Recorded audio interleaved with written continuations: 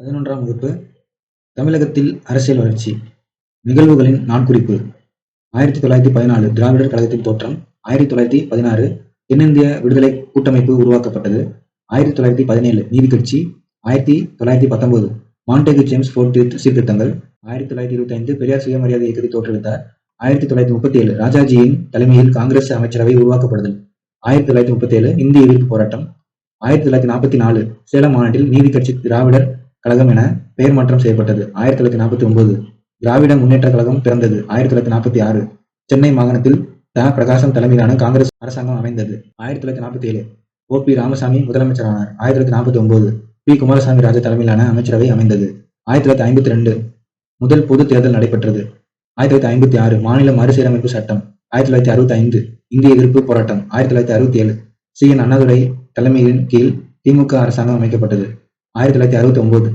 சி.என். அண்ணாதுரை காலமானார் 1969 மு. கருணாநிதி மாநிலத்தின் முதலமைச்சரானார் 1972 அஇஅதிமுக எம்.ஜி. ராமச்சந்திரனால் நிறுவப்பட்டது 1974 மாநில தன்னாட்சி தீர்மானம் சட்டப்பேரவையில் நிறைவேற்றப்பட்டது. கற்றலின் நோக்கங்கள் 1900களில் சென்னை மாகாணத்தில் நடைபெற்ற அரசியல் விவாதங்களின் தன்மையை பற்றி புரிந்து கொள்ளுதல், பிராமணம் அல்லாதோர் இயக்கம் எவ்வாறு தோன்றியது, பின்னர் தமிழ்நாட்டில் திராவிட கட்சிகளின் ஆட்சிக்கு எங்கனம் வழியமைத்தது என்பது பற்றி விளக்குதல், மாநிலத்தில் பல்வேறு அரசியல் கட்சிகளின் ஆட்சியின் பொழுது மத்திய மாநில உறவுகளின் தன்மை பற்றி விரிவாக விளக்குதல், திராவிட கட்சிகளின் மக்கள் நலக் கொள்கை, அவற்றின் முக்கியத்துவம், பொதுமக்கள் மீதான அதன் தாக்கங்களை பற்றிய அறிவை பெறுதல், ஏதேனும் மாநிலங்களின் அரசியல் விருப்பமானது தேசிய அரசியலின் மீது தாக்கத்தை ஏற்படுத்தியுள்ளதா என்பதை ஆய்வு செய்தல். இந்த படிப்பின் முதன்மையான நோக்கமானது மாநிலத்தில் தொடர்ந்து வந்த அரசாங்கங்களின் சமூக நல கொள்கைகளின் அனைத்து பரிணாமங்களையும் அறிந்து கொள்வது, மாநிலத்தில் திராவிட அரசியலில் ஏற்பட்ட பல்வேறு பிளவுகள் மற்றும் அதன் விளைவுகளை கண்டறிதல். தமிழக அரசியல் வரலாறு இந்தியாவின் பிற பகுதிகளுடன் ஒப்பிடும்போது தமிழ்நாடானது ஆரோக்கியமான நிர்வாக மற்றும் அரசியல் பண்பாடும், கிட்டத்தட்ட நிலையான பொருளாதார வாழ்வு மற்றும் மிக தொன்மையான காலத்திலிருந்து தற்காலம் வரை தொடர்ச்சியான மரபுகளையும் கொண்டதாகும். தென்னிந்தியாவின் சென்னை மாகாணம் என்பது தி மெட்ராஸ் பிரசிடென்சி ஆங்கிலேயரின் அரசியல் நிர்வாக தேவைகளுக்காக தோற்றுவிக்கப்பட்டது.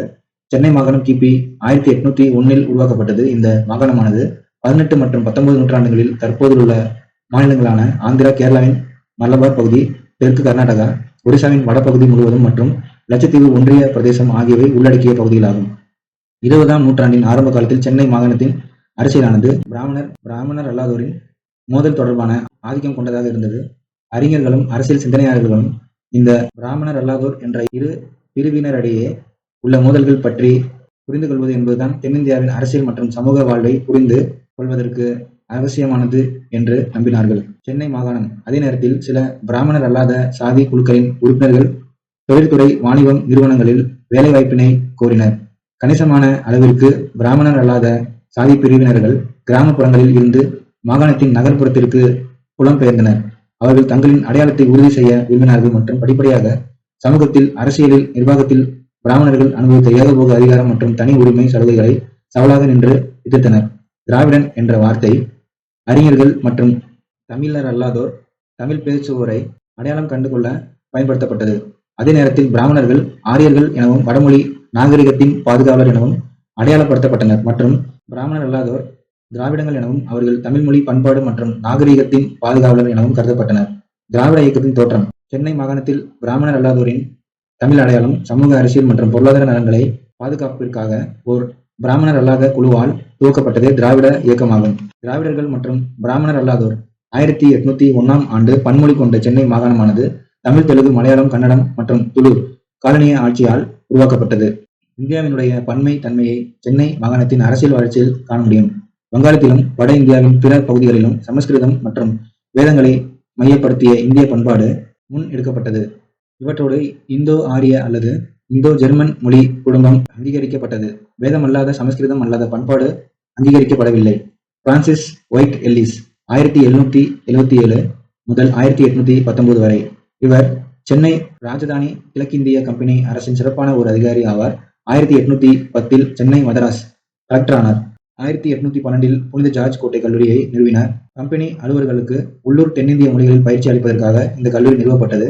அத்துடன் அம்மொழிகளில் இந்திய இலக்கண ஆய்வுகளும் மேற்கொள்ளப்பட்டன. எல்லிஸ் தமிழ், சமஸ்கிருத மொழிகளின் புலமை பெற்றவர். திருக்குறள் மீது மிகுந்த ஈடுபாடு கொண்டவர். அறத்துப்பாலில் 18 அதிகாரங்களை ஆங்கிலத்தில் மொழிபெயர்த்தார். அலெக்சாண்டர் ரங்கன் காம்பல் அவர்களது தெலுங்கு இலக்கணம் என்ற நூலுக்கு எல்லிஸ் எழுதிய முன்னுரையில் தென்னிந்திய மொழிகளின் திராவிட சான்று என்பதனை விளக்கியிருந்தார். தமிழ், தெலுங்கு, கன்னடம், மலையாளம், துளு ஆகிய தென்னிந்திய மொழிகள் சமஸ்கிருத மொழி குடும்பத்தை சேர்ந்தவை அல்ல என்றும் அவற்றை திராவிட மொழி குடும்பம் என வகைப்படுத்தலாம் என்றும் விளக்கியிருந்தார். தொன்மையான தமிழை முதன்மையாக கொண்ட திராவிட மொழி குடும்பம் என்ற கருத்தியலை முதலில் வெளியிட்டவர் எல்லிஸ் ஆவார்.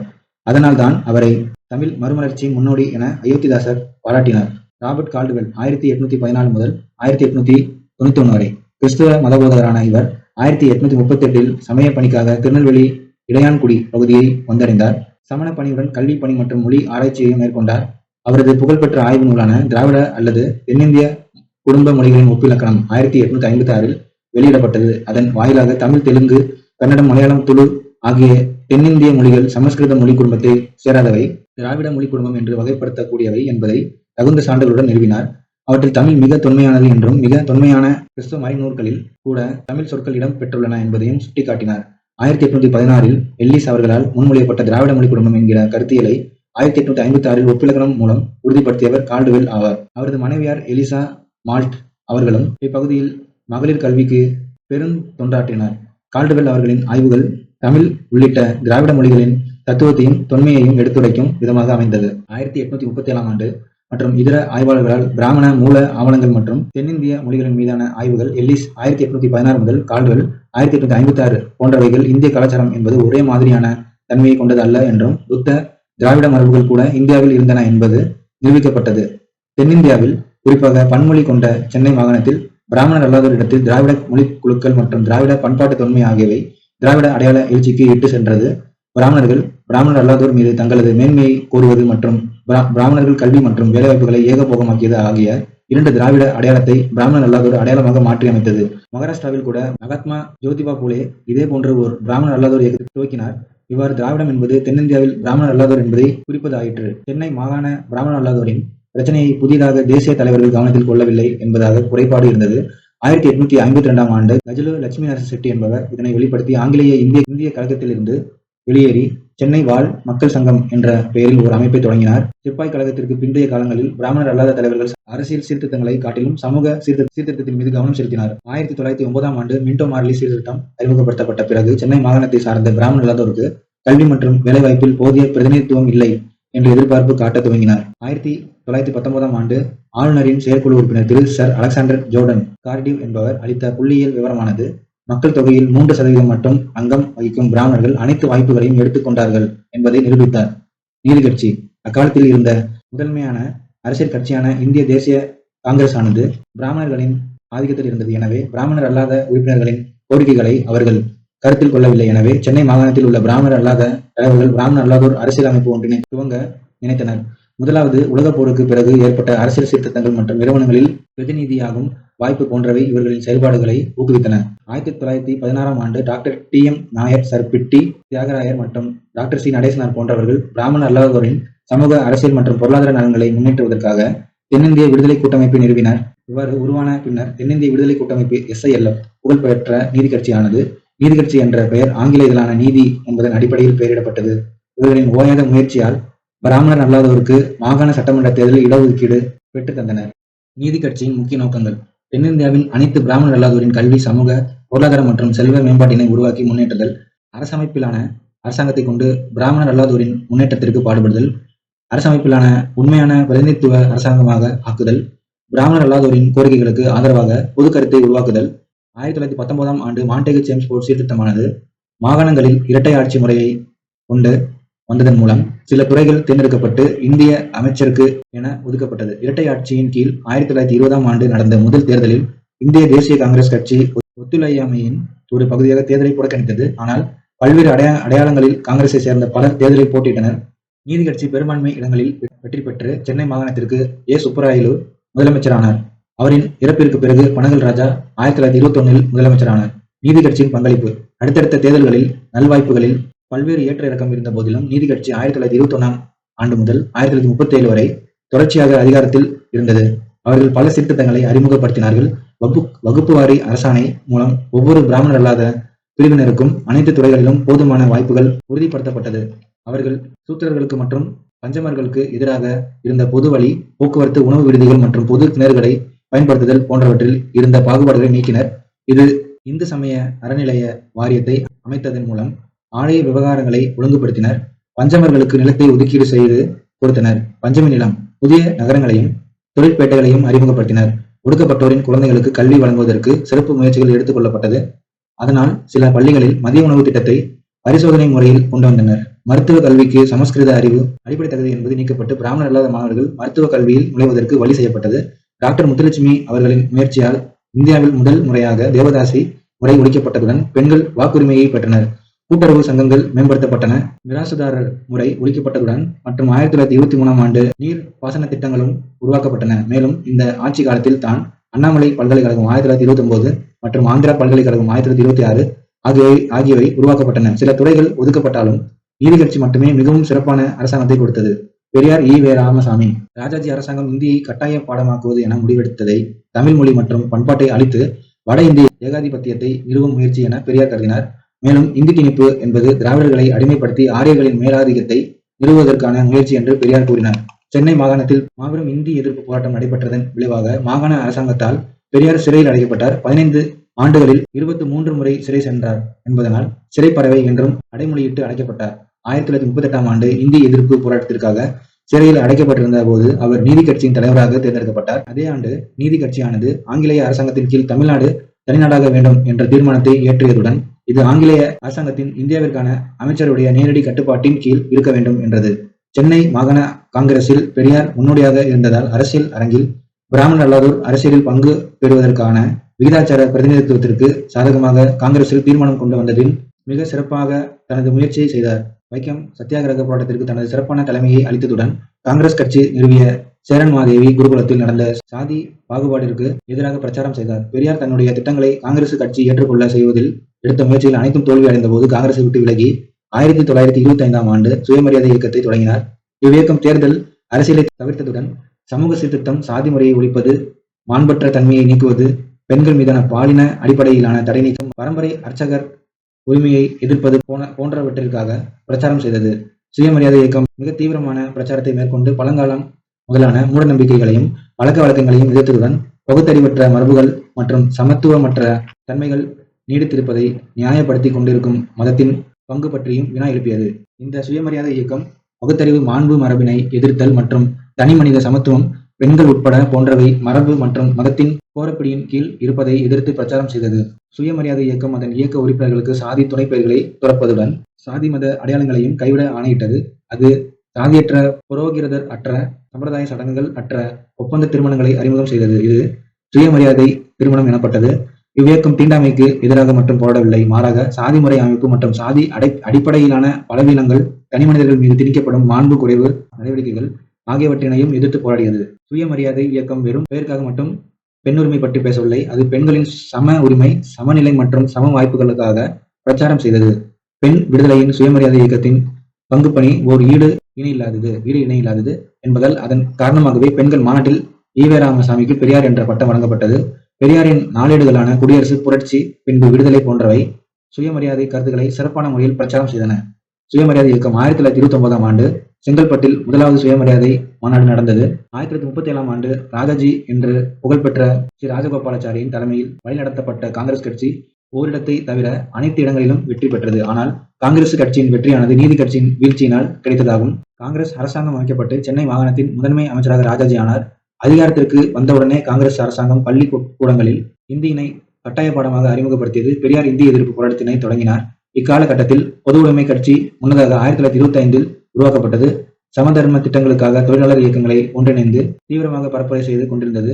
எம். சிங்காரவேலர் மற்றும் அவரின் உடன் இருந்தோர் சுயமரியாதை இயக்கத்தின் சமூக சீர்திருத்த திட்டங்களால் கவரப்பட்டனர். இதன்படி சமயங்களின் பொருளாதார திட்டங்களான ஆதரவை விரிவுபடுத்துவதுடன் ஓர் பொது திட்டத்தின் அடிப்படையில் செயலாற்ற ஒத்துக்கொண்டார். ஈரோடு திட்டம். சுயமரியாதை இயக்கத்தின் நோக்கங்கள்: திராவிட சமுதாயத்தை சீர்திருத்துவது மற்றும் அதனை உண்மையான பகுத்தறிவு உடையது ஆக்குதல், திராவிடர்களின் பண்டைய தமிழ் பண்பாடினை அவர்களுக்கு கற்பித்தல், ஆரிய பண்பாட்டின் ஆதிக்கத்தில் இருந்து திராவிட சமூகத்தை காப்பாற்றுதல், மூட நம்பிக்கையினான நடவடிக்கைகளை நீக்குவதன் மூலம் இந்து மதத்தை சீர்திருத்துவதுடன் பிராமணர்களின் செல்வாக்கினை குறைத்தல். பெரியார் பொதுவாக பிராமணர் அல்லாதவர்களிடம், குறிப்பாக இளைஞர்களிடம் சமூக விழிப்புணர்வை ஏற்படுத்துவதன் மூலம் தொன்மையான திராவிட பண்பாட்டின் புகழை மீட்டெடுக்க விரும்பினார்.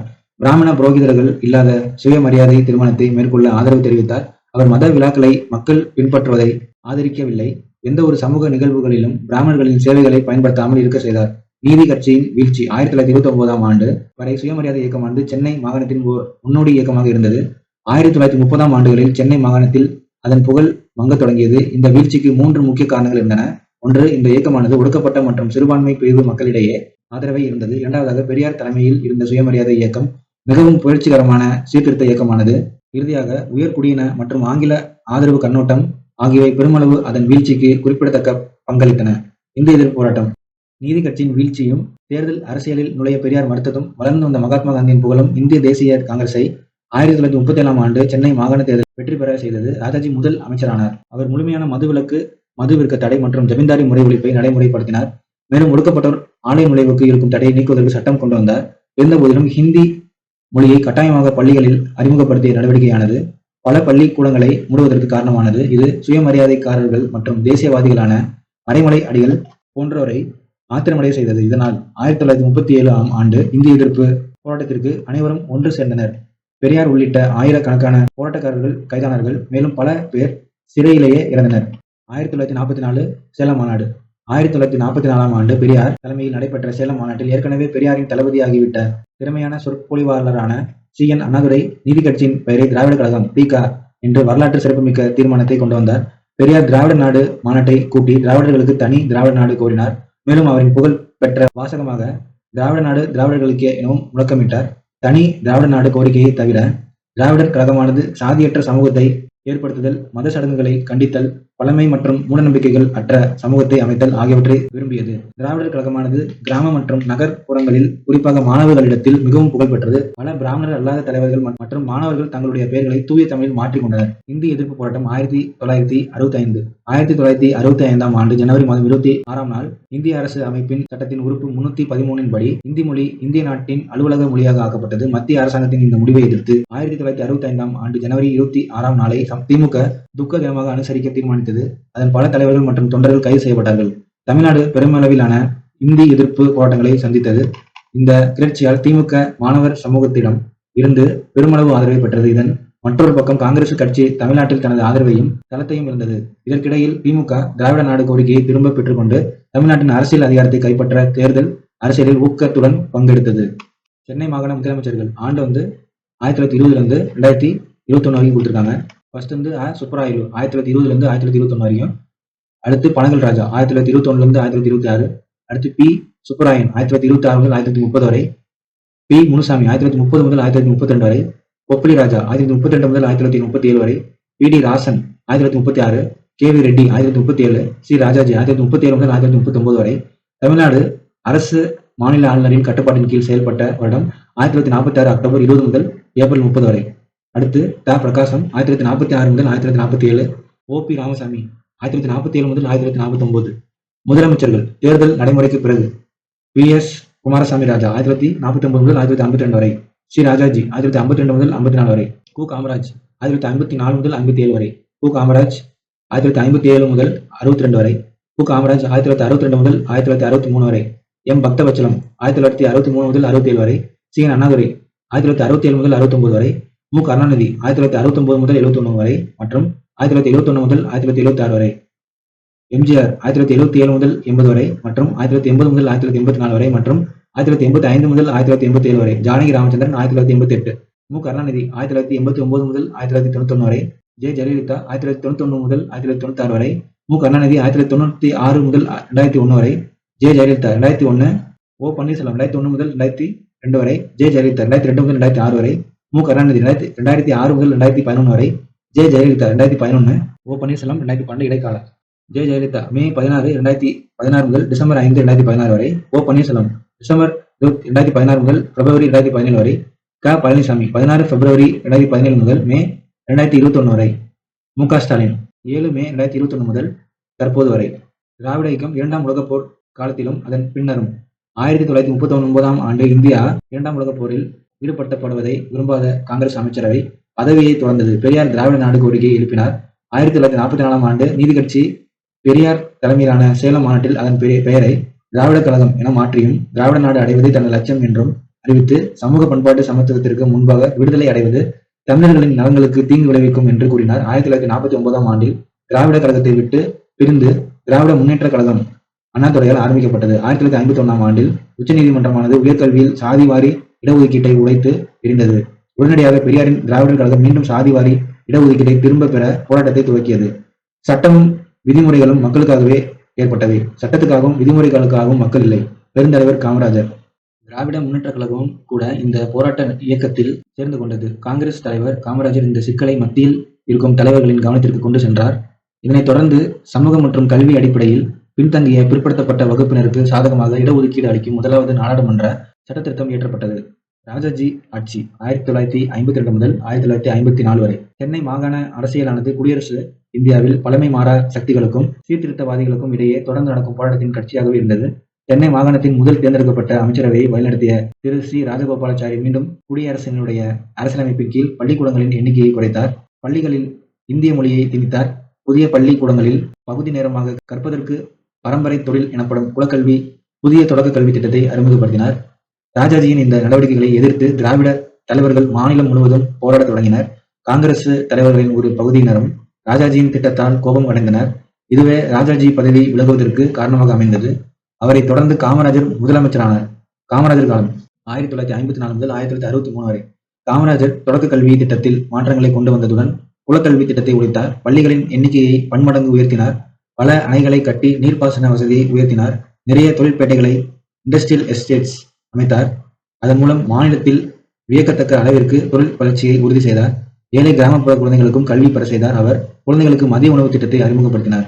திராவிட கட்சிகளின் ஆட்சி 1967ஆம் ஆண்டு பொதுத் தேர்தலில் காங்கிரஸ் கட்சி தோற்கடிக்கப்பட்டது. திமுக வெற்றி பெற்று சி. என். அண்ணாதுரை முதலமைச்சரானார். அனைத்து ஏழைகளுக்குமான வீட்டு வசதி படியரசி திட்டத்தின் மூலம் உணவு பாதுகாப்பிற்கு முன்னோடியாக இருந்தது மற்றும் குடிசை மாற்று வாரியம் அமைத்தது போன்றவற்றால் நகர்ப்புற ஏழை மக்களிடம் போதுமான அளவு அண்ணாவிற்கு ஆதரவு பெருகியது. மிகவும் முக்கியமாக 1969ஆம் ஆண்டு சி. என். அண்ணாதுரையின் தலைமையிலான அரசாங்கம் மெட்ராஸ் மாநிலத்தின் பெயரை தமிழ்நாடு என பெயர் மாற்றம் செய்தது. அக்கட்சியின் இதர முக்கிய சாதனைகள் 1956இல் மாநில மறுசீரமைப்பு சட்டத்தின் மூலமாக சென்னை மாகாணத்தில் இருந்து மலையாள பகுதிகள் கேரளாவிற்கும், தெலுங்கு பகுதிகள் ஆந்திர பிரதேசத்திற்கும், கன்னட பகுதியில் மைசூர் மாநிலத்திற்கும் தரப்பட்டது. இங்கனம் சென்னை மாகாணம் தமிழர்களின் மாநிலமாக உருவானது. காமராஜர் ஒரு நிலையான ஆட்சியை தந்தார். 75 மைல் தொலைவிற்கு மேல் உள்ள பேருந்து தடங்களை தேசியமயமாக்கியது. அனைத்து சாதி ஏழை மாணவர்களும் பல்கலைக்கழகத்திற்கு முந்தைய கல்வி மற்றும் தொழில் கல்விக்கு முந்தைய படிப்புகளுக்கு கல்வி கட்டண விதிவிலக்கு அளிக்கப்பட்டது. 2வது உலக தமிழ் மாநாடு நடத்தப்பட்டது. தமிழக ஏழை மக்களுக்கு மானிய விலையில் அரிசி வழங்கப்பட்டது. தமிழ்நாட்டில் சுதந்திரத்திற்கு பிறகு திராவிட ஆட்சி. கடந்த 62 ஆண்டுகளாக தமிழகத்தை திராவிட கட்சிகள் ஆட்சி செய்து வருகிறது. 1957ஆம் ஆண்டு திமுக தேர்தல் அரசியலில் நுழைய தீர்மானித்தது. இந்திய பகுதிகளை சீனா ஆக்கிரமிப்பு செய்ததன் விளைவாகவும் புதிதாக திருத்தம் செய்யப்பட்ட தேர்தல் விதிகளை கடந்து வரவும் தனது திராவிட நாடு கோரிக்கையை கைவிட்டது. 1967ஆம் ஆண்டு தேர்தலில் பெரும்பான்மையுடன் வெற்றி பெற்றது. அண்ணாதுரை சிறிது காலமே ஆட்சி புரிந்தார். 1967 முதல் 69 வரை. இருந்தபோதிலும் சென்னை மாநிலத்தை தமிழ்நாடு என்றும் திருமண சட்டத்தை இயற்றியது. மத்திய அரசாங்கத்தின் மும்மொழி கொள்கையை எதிர்த்தது. தமிழகத்தில் இருமொழி கொள்கையை ஆங்கிலம் மற்றும் தமிழ் நடைமுறைப்படுத்தியது ஆகியவை அவற்றின் குறிப்பிடத்தக்க சாதனைகள் ஆகும். சி. என். அண்ணாதுரை முதன்முறையாக மலிவு விலை அரிசி திட்டத்தை அறிமுகப்படுத்தினார். படியரிசி ₹1. அவருக்கு பின் வந்த திரு மு. கருணாநிதி அம்மரபினை தொடர்ந்தார். 1972ஆம் ஆண்டு எம். ஜி. ராமச்சந்திரன் தன்னுடைய திராவிட கட்சியை தொடங்கினார். அனைத்திந்திய அண்ணா திராவிட முன்னேற்ற கழகம் அஇஅதிமுக 1977ஆம் ஆண்டு நடந்த தேர்தலில் ஆட்சியை கைப்பற்றினார். இதனை 1987இல் தனது இறப்பு வரை தக்க வைத்துக் கொண்டார். அதன் பிறகு மு. கருணாநிதி தலைமையில் திமுகவும், செல்வி ஜெயலலிதா தலைமையில் அஇஅதிமுகவும் அடுத்தடுத்த தேர்தல்களில் மாறி மாறி வெற்றி பெற்று அமைச்சரவையை ஏற்படுத்தினர். மேலும் இவை இரண்டோடு மறுமலர்ச்சி திராவிட முன்னேற்ற கழகம் போன்ற உழைப்பின் வழி திராவிட கட்சிகளும் சில இருக்கின்றன. 60 வருடங்களுக்கும் மேலாக தமிழ்நாட்டில் வளர்ச்சிக்கு குறிப்பிட்டு சொல்லும் அளவிற்கு திராவிட ஆட்சி பங்களித்துள்ளது. அவர்கள் தமிழ் மொழியின் நலன், தமிழ் மக்கள், தமிழ்நாடு ஆகியவற்றின் நலனை உறுதியுடன் பாதுகாத்தனர். சாதாரண மக்களின் துன்பங்களை போக்குவதற்காக பல்வேறு சமூக நலத்திட்டங்கள் அறிமுகப்படுத்தப்பட்டன. அவை மலிவு விலையில் உணவு பாதுகாப்பை உறுதி செய்தது. பின்னர் இலவச அரிசி திட்டம், சத்துணவு திட்டம், பட்டப்படிப்பு வரை இலவச கல்வி, விவசாயத்திற்கு இலவச மின்சாரம், சைக்கிள் ரிக்ஷா ஒழிப்பு, கையால் மலம் அள்ளுவது ஒழிப்பு, கைவிடப்பட்ட குழந்தைகளுக்கான தொட்டில் குழந்தை திட்டம், அமைப்பு சாரா பணியாளர்களுக்கு பல்வேறு நல வாரியங்கள், இன்னும் கூறினால் மாற்று பாலினத்தவர் நலன் போன்றவற்றை உறுதி செய்தன. ஒருவரை ஒருவர் அழிக்கும் சாதி சண்டைக்கும் சமத்துவபுரமும் உழவர் சந்தையும் உருவாக்கப்பட்டன. குடிசைகளுக்கு இலவச மின்சார கொடுக்கப்பட்டது. குடிசை வாசிகளின் குடியிருப்பு தேவைக்கு குடிசை மாற்று வாரியம் ஏற்படுத்தப்பட்டது. இளைஞர்களின் வேலை வாய்ப்பிற்காக வியக்கத்தக்க அளவு தொழில் வளர்ச்சி அதிகரிக்கப்பட்டது. இந்த வளர்ச்சியின் விளைவாக தமிழ்நாடு மனித வள மேம்பாட்டு குறியீட்டில் HDI உயர்ந்த மதிப்பை பதிவு செய்தது. இன்று தமிழ்நாடு மோட்டார் வாகன தொழில் தானியங்கி மின்னணு மற்றும் மருந்து உற்பத்தி துறைகளில் முன்னணி நிலையில் இருக்கிறது. அதன் புதிய பொருளாதார மண்டலங்கள் பெருமளவு முதலீடுகளை ஈர்த்துள்ளன. தமிழ்நாட்டின் உள்கட்டமைப்பு மேம்பாட்டின் சாதனைகள் அனைவராலும் புகழ்ந்து பேசப்படுகிறது. சாலைகள், துறைமுகங்கள், மின்சார வசதி, திறன் பெற்ற தொழிலாளர்கள் கிடைப்பது போன்றவைகள் தொழில் வளர்ச்சியை எளிமைப்படுத்தி உள்ளன. பல்வேறு வகைகளில் பன்மடங்கு பள்ளிக்கூடங்களின் எண்ணிக்கைகள் உயர்ந்துள்ளன. இங்கு பல்கலைக்கழகங்களின் எண்ணிக்கையையும் பல மடங்கு அதிகரித்துள்ளது. இவற்றுள் தனித்தன்மையான பல்கலைக்கழகங்களும் உள்ளன. தமிழ்நாட்டில் பெண்களுக்கென்று தனியாக பெண்கள் பல்கலைக்கழகம் உள்ளதுடன் பொறியியல் மற்றும் தொழில்நுட்பம், சட்டம், மருத்துவம், சித்த மருத்துவம், விளையாட்டு போன்றவற்றிற்கும் தனியாக பல்கலைக்கழகம் உள்ளன. தமிழ் பல்கலைக்கழகம் மூலம் தமிழ் மொழி மேம்பாடு, தமிழ் ஆராய்ச்சி நிறுவனம், உலக தமிழ் மாநாடு, செம்மொழி மாநாடு, எழுத்து சீர்திருத்தம் என தமிழ் மொழியை அனைத்து வகையிலும் முன்னேற்றுவதற்கு நடவடிக்கைகள் எடுக்கப்பட்டது. திராவிட கட்சிகள் அண்ணாதுரையின் காலத்தில் இருந்து மதச்சார்பற்ற தன்மை, மாநில தன்னாட்சி போன்றவற்றிற்காக பாடுபட்டிருக்கிறது. திராவிட கட்சிகள் தேசிய அரசியலின் நீடித்த தன்மைக்கு கூட பங்காற்றி இருக்கின்றன. தமிழகத்தில் திராவிட அரசியல் செல்வாக்கு தொடர்ந்து வல்லமை பெற்றதாக இருக்கிறது. கலைச்சொற்கள்